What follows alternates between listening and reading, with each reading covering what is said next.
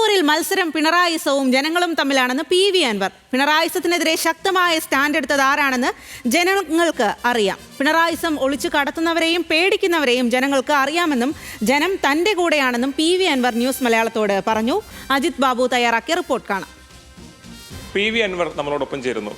ഇന്നലത്തെ ഒരു തെരഞ്ഞെടുപ്പ് റാലി ഇപ്പോൾ തന്നെ വലിയ തരത്തിൽ പ്രചരണം ഉണ്ടായ റാലി, ഇതിപ്പോൾ തങ്ങളോട് ഉണ്ടായ കുറെ ചോദ്യങ്ങൾക്കുള്ള മറുപടി കൂടിയാണ്. പ്രത്യേകിച്ചും ഈ തെരഞ്ഞെടുപ്പ് ആരംഭിച്ച ഘട്ടം മുതലുള്ള പ്രധാനമായി ഉയർന്ന ചോദ്യമാണ് അൻവറിന്റെ കൂടെ ആരാണ് പ്രവർത്തിക്കാനുള്ളതെന്ന്. അതിനുള്ളൊരു മറുപടി ആയിട്ടാണോ ഇന്നലത്തെ റാലിയെ കണക്കാക്കുന്നത്? ഇങ്ങനെ വേണമെങ്കിൽ നിങ്ങളല്ലേ പറഞ്ഞവർക്കത് കണക്കാക്കാം.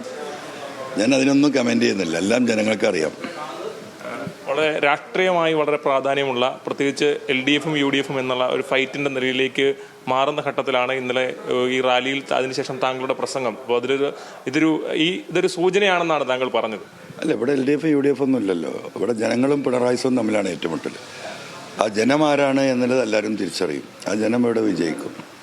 അത്ര ഇതിനെക്കുറിച്ച് പറയാനുള്ളൂ. ഈ പിണറായിസം എന്ന് പറയുമ്പോൾ താങ്കൾ തന്നെ പറയുന്നുണ്ട്, VD സതീശൻ പിണറായിസത്തിന്റെ അതിന്റെ വ്യക്തമായി നിലനിൽക്കുന്ന ആളാണെന്ന് പറയുകയാണ്. അപ്പോൾ ഇങ്ങനൊരു ഘട്ടത്തിൽ ഈ തെരഞ്ഞെടുപ്പിലൊരു നിലമ്പൂരിന്റെ ഒരു വോട്ടിംഗ് പാറ്റേൺ എങ്ങനെയായിരിക്കും എന്ന് പോലും ജഡ്ജ് ചെയ്യാൻ കഴിയാത്തൊരു തെരഞ്ഞെടുപ്പായി ഇത് മാറുന്നുണ്ടോ?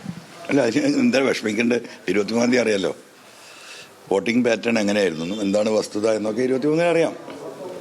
അപ്പോൾ നമ്മളിപ്പോൾ അത് ബേജാറാവേണ്ട കേസല്ലല്ലോ. ഈ തെരഞ്ഞെടുപ്പുമായി ബന്ധപ്പെട്ടുള്ള അനാലിസിസ് ഒക്കെ നടത്തിയോ? എങ്ങനെയാണ് ഒരു പ്രതീക്ഷ? ഇല്ല, അനാലിസിസ് ഞാൻ എപ്പോഴും ജനങ്ങളുടെ ഇടയിലല്ല. ജനം എൻ്റെ കൂടെയാണ് ഈ വിഷയത്തിൽ. ഇവിടെ ആൻറ്റി പിണറായിസാണ്.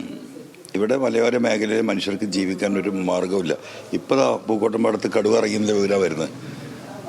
മനസ്സിലായോ? ഇതാണ് സ്ഥിതി. കരടി. പിന്നെ എങ്ങനെ മനുഷ്യൻ ജീവിക്കും? അതാണ് ഇവിടുത്തെ വിഷയം.